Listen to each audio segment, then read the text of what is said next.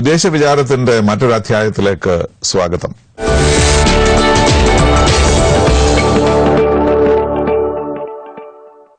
ഐക്യരാഷ്ട്ര സംഘടന അതിന്റെ 70ാം പിറന്നാൾ ആഘോഷിക്കാൻ പോവുകയാണ്.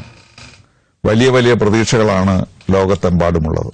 60ാമത്തെ വർഷത്തിലാണ് മില്ലനിയം ഗോൾസ് എന്ന് പറയുന്ന വികസനത്തിനു വേണ്ടിയുള്ള ഒരു പരിപാടി ഐക്യരാഷ്ട്ര സംഘടന തയ്യാറാക്കിയത്. ഇനി എന്താണ് ഭാവിയിൽ ചെയ്യേണ്ടത് എന്ന് ചിന്തിക്കുകയും ചെയ്യുന്നു. ഇതാണ് ഐക്യരാഷ്ട്ര സംഘടന ഇപ്പോൾ ചെയ്യുന്നത്. സെക്രട്ടറി ജനറൽ അതിനായി പുതിയ പല പരിപാടികളും ആവിഷ്കരിച്ചിട്ടുണ്ട്. അതിൽ ഒരു പരിപാടിയെ പറ്റിയാണ് നാം ഇന്ന് ചർച്ച ചെയ്യുന്നത്. യുണൈറ്റഡ് നേഷൻസ് അക്കാഡമിക് ഇമ്പാക്ട് എന്ന് പറഞ്ഞ 2010 സെക്രട്ടറി ജനറൽ ഉദ്ഘാടനം ചെയ്ത ഒരു പരിപാടി. അത് ലോകത്തെമ്പാടുമുള്ള വിദ്യാഭ്യാസ സ്ഥാപനങ്ങളിലേക്ക് കൊണ്ടുവരികയും അവരുമായി സഹകരിക്കുകയും ചെയ്യുക എന്നുള്ളതാണ് ഈ പരിപാടിയുടെ ഉദ്ദേശം. അതിനുവേണ്ടി ഇവിടെ എത്തിയ ഐക്യരാഷ്ട്ര സംഘടനയുടെ പ്രതിനിധി ശ്രീ സാജി തോമസ് ആണ് നമ്മുടെ അതിഥി. Welcome Saji Thomas. Thank you for having me. So what do you think you will accomplish from this? എന്താണ് ഇതിൽ നേടിയെടുക്കാൻ പറ്റുന്നത്? Academic impact actually put forward by Ban Ki-moon, the Secretary General of the United Nations. His focus, it started from 2008, but it is inaugurated for full-fledged with 2010. And in his views, the United Nations wanted to be partners, more partners to the cause for peace and developments and human rights. Particularly in the academic world. Academic world. They are the next immediate generation to the community. Because they're going to, after their education, they're going to have start working, family, and then they become a community. And to empowering them with the all the values, which 10 principles actually now he put forward to practice in the academic institutions, so that they will get the experience and they will know what is happening in the world, so that they will be prepared. UN charter പറയുന്നത് we the people of the world അല്ലെ. രാജ്യങ്ങളാണ് ഐക്യരാഷ്ട്ര സംഘടന സൃഷ്ടിച്ചതെങ്കിൽ തന്നെയും ജനങ്ങൾക്ക് അതിലുള്ള ഒരു പ്രാധാന്യം, അതിൽ വിശേഷിച്ചും വിദ്യാർത്ഥികൾക്കും അധ്യാപക സ്ഥാപനങ്ങൾക്കുമുള്ള ഒരു പ്രാധാന്യം, അതെങ്ങനെയാണ് ഇതുവരെ ഈ ചെറിയ കാലഘട്ടമായിട്ടുള്ളെങ്കിലും എങ്ങനെയാണ് ഇപ്പൊ ലോകം മുഴുവൻ എത്ര രാജ്യങ്ങൾ ഇതിൽ പങ്കെടുക്കുന്നു? It is what, when you become partner of the United Nations, actually you are part of the United Nations. Right. It's a global citizenship it is getting, more than our national citizenship. So you have that awareness that you are the part of the world. So it starts from ourselves, and then that awareness goes to the community, their families. So all this kind of tolerance, like religious, cultural tolerance, those also, they have to know what is happening. This going behind the ideology, what is taking away all the peace of the world. So these are the real professional students. They will understand more. They are mature. So when they know that, they will be aware of what is happening. അപ്പോൾ ഒരു institution ഇതിന് ചേരണമെങ്കിൽ എന്താണ് ചെയ്യേണ്ടത്? Institution, because the first category is that you have to have a professional college. Okay. Yeah, which awards degrees. They award degrees and above. And professional college എന്ന് പറഞ്ഞാൽ arts and science college, every college, all academic, including professional medical colleges, all those colleges. അപ്പൊ അവർ apply ചെയ്യണം. They have to apply, and the application forms are there. There's 2 applications. One is a UNI membership. The second application is UNI ASPE chapter. Because a UNI a membership is just a membership. You be part of the United Nations, a partner. UNI ASPE chapter is the chapter which is inaugurated in the colleges, so they can work under that banner, all the activities and all the principles they can implement to the colleges and the society. അതെ, ഓരോ വർഷവും അവർ ഏതെങ്കിലും minimum programme ചെയ്യണമെന്നുണ്ടോ അല്ലെ? ഉണ്ട്. Within this 10 principle, at least one should be done in the year, and they have to report it back. So they can identify, they can choose one of them. Anything, and more than that also they can do, if they have more other ideas more than the 10th principle, that also they can bring it to their level of work to the community. Whatever the respect of charter is another things. Whatever inscribed in that, you have to practice that. UN's involvement എന്തുമാത്രമുണ്ട്?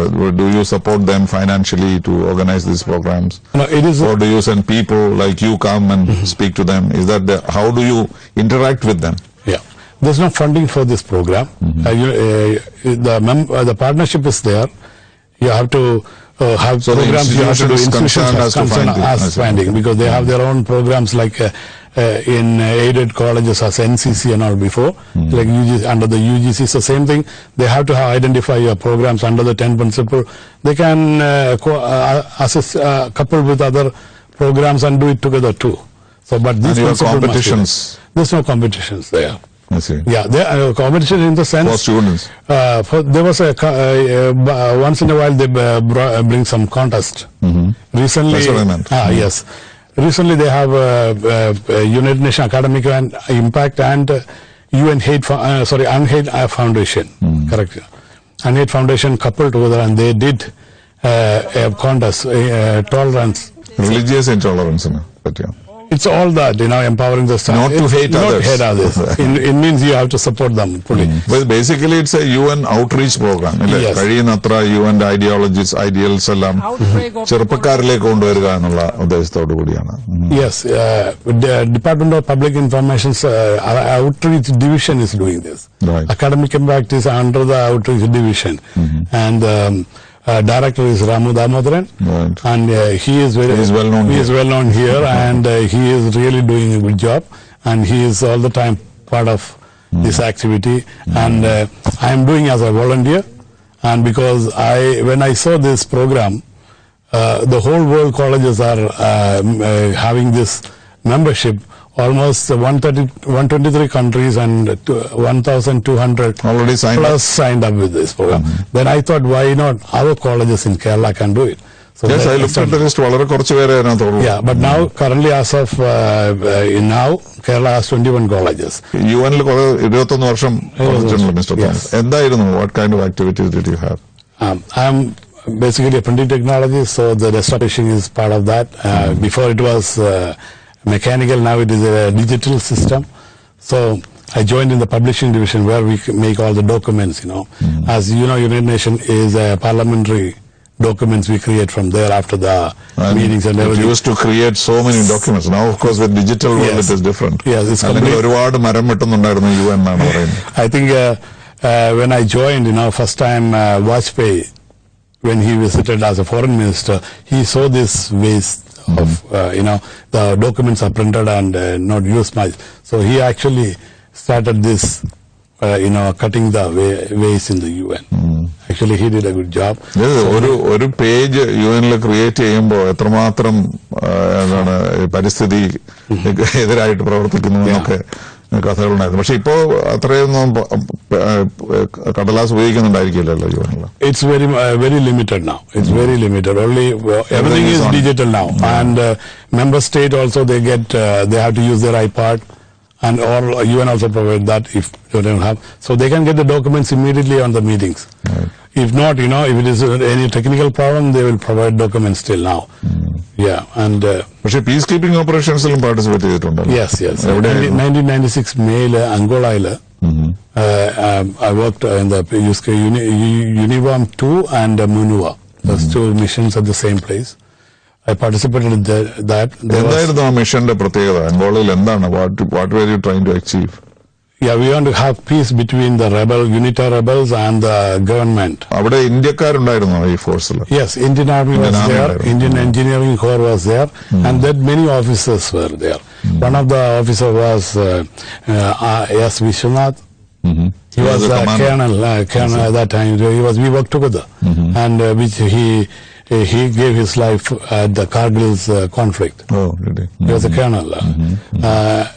I was so blessed to work with him. He's a very good person. And I worked 2.5 years almost there. And this mission was a successful mission actually. Even though whatever we spent so many years, it's well worth it, And that's an real example of that. There's a actual 10 million population in that country. And the statistics was 1,000 children are dying daily. And this is one of the 5th richest country in natural resources in the world. And all the infrastructure was destroyed after the colonial time, 35 years, because of the civil war.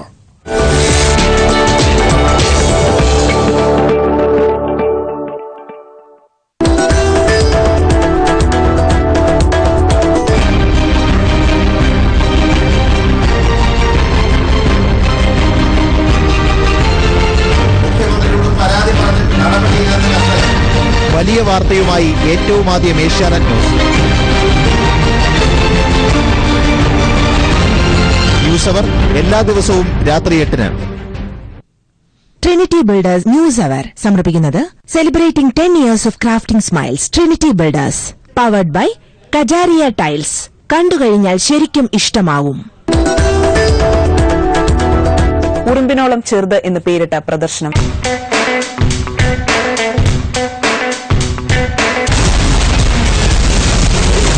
മനുഷ്യർ മരിച്ചു വീഴുന്ന തെരുവുകളിൽ അതിസാഹസികമായി ജീവൻ നിലനിർത്തിയ 2 സിംഹക്കുട്ടികൾ.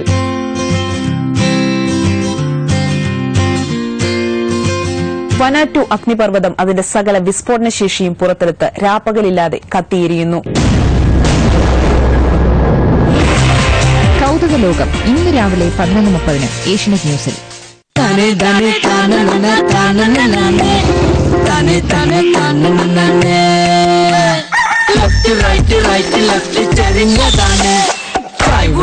ലോകമിതാണ്ട് side side ചരിഞ്ഞതാണ്. ചായ്വുള്ള ലോകമിതാണ്ട് വളഞ്ഞൊടിഞ്ഞാലും ഒടിഞ്ഞു വീണാലും വളഞ്ഞൊടിഞ്ഞാലും ഒടിഞ്ഞു വീണാലും നിവർന്നൊന്നു നിൽക്കാത്ത ലോകമിതാണ്.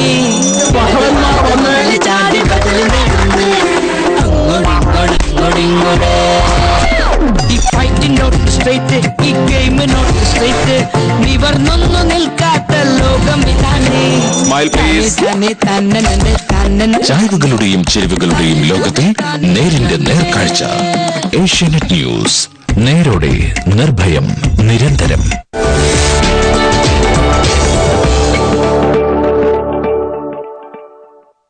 UN peace keeping operation അതൊരു സക്സസ് സ്റ്റോറി ആയിട്ട് ഇപ്പോഴും ആളുകൾ കണക്കാക്കുന്നുണ്ടോ?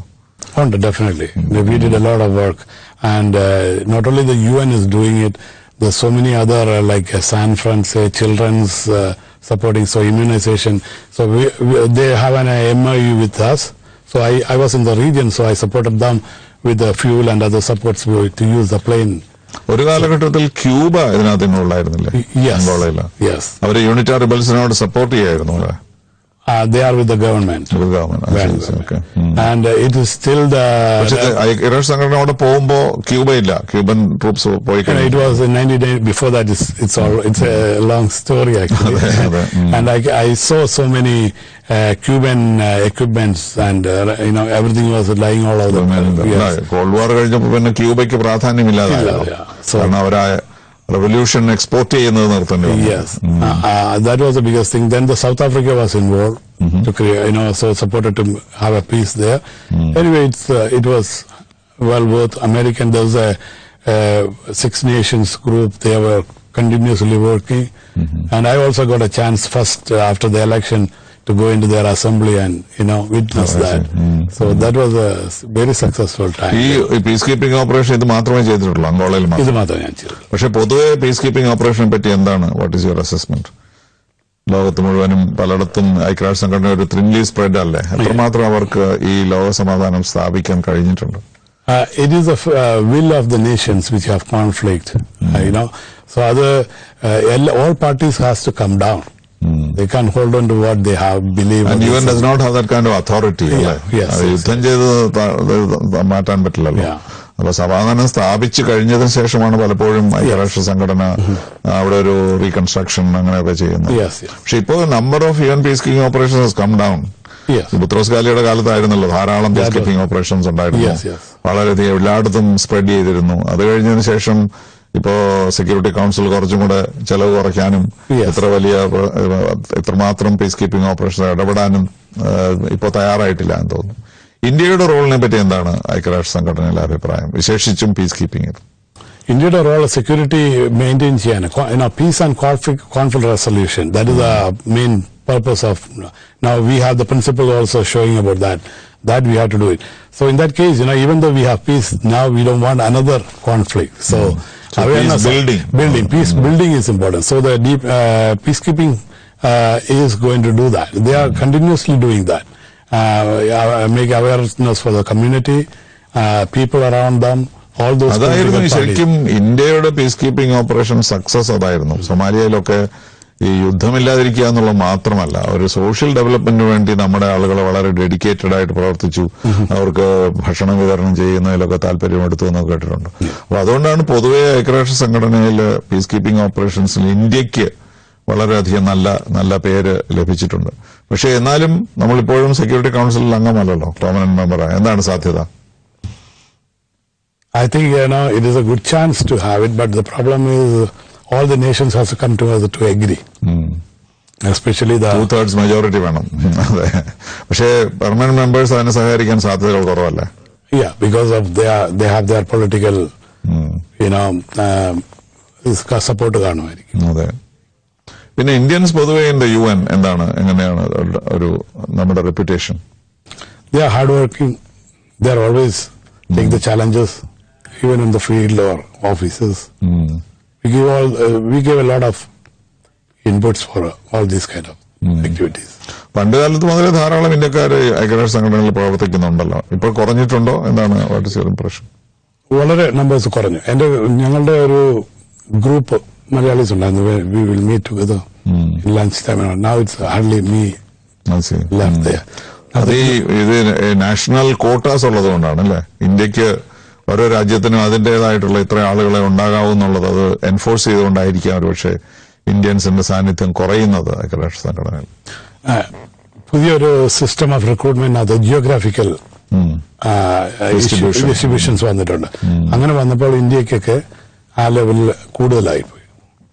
അവര് UN പരീക്ഷ നടത്താറുണ്ടല്ലോ ചില രാജ്യങ്ങളിൽ. കാരണം ആ രാജ്യങ്ങളിലെ ആളുകൾ ഐക്യരാഷ്ട്ര സംഘടനയിൽ പ്രവർത്തിക്കാൻ കുറവ് ആളുകളാണെങ്കിൽ അവിടെ പോയി പരീക്ഷ നടത്തി അവരെ റിക്രൂട്ട് ചെയ്യുന്ന ഒരു സംവിധാനം ഉണ്ടല്ലോ. അത് ഇന്ത്യയിലില്ല.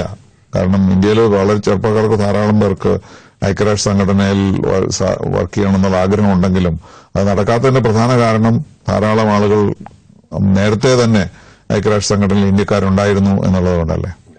Yes, exactly that. അതൊരു ഇഷ്യൂ ആയിട്ട് ഇപ്പോൾ വന്നിരിക്കുകയാണ്. അപ്പൊ so all the countries are contributing the UN fund, so then everybody needs to have their own people to work nowadays. ഇന്ത്യൻസിന്റെ നമ്പേഴ്സ് കൂടിയതുകൊണ്ട് അവർക്ക് അതിനുള്ള ചാൻസ് വരാൻ പറ്റുന്നില്ല. But still some special talents they're going to take it. And it's better to come as a UN volunteer, United Nations volunteer. പിന്നെ അതൊരു നല്ലൊരു chance ആണ്. So at least you know that in missions and even political missions like elections and all it's a short time mission.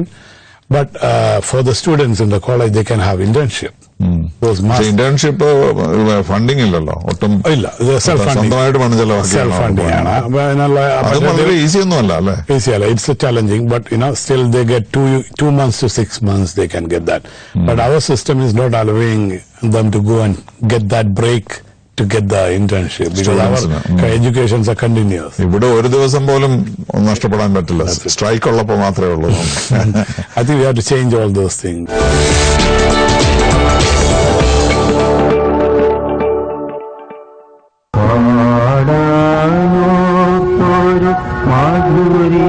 Abdul Khader എന്ന നാദം നിലച്ചിട്ട് 3.5 പതിറ്റാണ്ട് പിന്നിട്ട് കഴിഞ്ഞു. ജാതി മുതലില്ല നമ്മൾ ഒന്നാണ് പറയാൻ നമ്മുടെ ആളുടെങ്കിലും അത് പ്രവൃത്തി കാണിച്ച ഏക മനുഷ്യൻ ഖാദർക്ക്. അനശ്വര ഗായകൻ കോഴിക്കോട് അബ്ദുൽ ഖാദറിന്റെ ജന്മശതാബ്ദിയിൽ എങ്ങനെ നീ മറക്കും? ഇന്ന് വൈകുന്നേരം 5:30.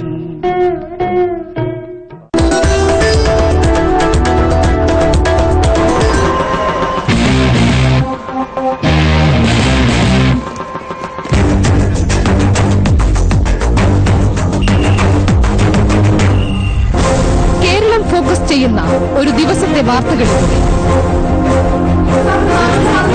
കേരളത്തിന്റെ വാർത്തകൾക്കുമപ്പുറം കേരളീയന് താല്പര്യമുള്ള വാർത്തകളിലൂടെ ഫോക്കസ് കേരളം ഏഷ്യാനെറ്റ് ന്യൂസിൽ രാത്രി 7-ന്. അറ്റ്ലസ് ജ്വല്ലറി ഫോക്കസ് കേരളം സമർപ്പിക്കുന്നത് ഇനി ആഭരണങ്ങൾ വാങ്ങുന്നത് അറ്റ്ലസിൽ നിന്നും മാത്രം. അറ്റ്ലസ് ജ്വല്ലറി ജനകോടികളുടെ വിശ്വസ്ത സ്ഥാപനം. ആക്ഷൻ. എന്റെ മനസാക്ഷിയുടെ നിർമ്മലത മനസ്സിലാക്കുക.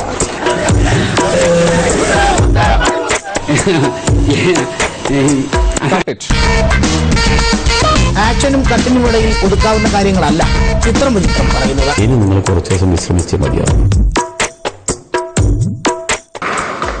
നൂറ്റാണ്ടിന് ശേഷവും. പറയുന്നതിന് എരിവും കേൾക്കുന്നതിന് മൂർച്ചയും തോന്നുമെങ്കിൽ ശ്രദ്ധിക്കുക. ഇത് പ്രതിബിംബ കാഴ്ചകളാണ്. ഇന്നിന്റെ നേരെ പിടിച്ച ദർപ്പണ ദൃശ്യങ്ങൾ. ചിത്രം വിചിത്രം എല്ലാ ദിവസവും രാത്രി 9:30 ഏഷ്യനെറ്റ് ന്യൂസിൽ.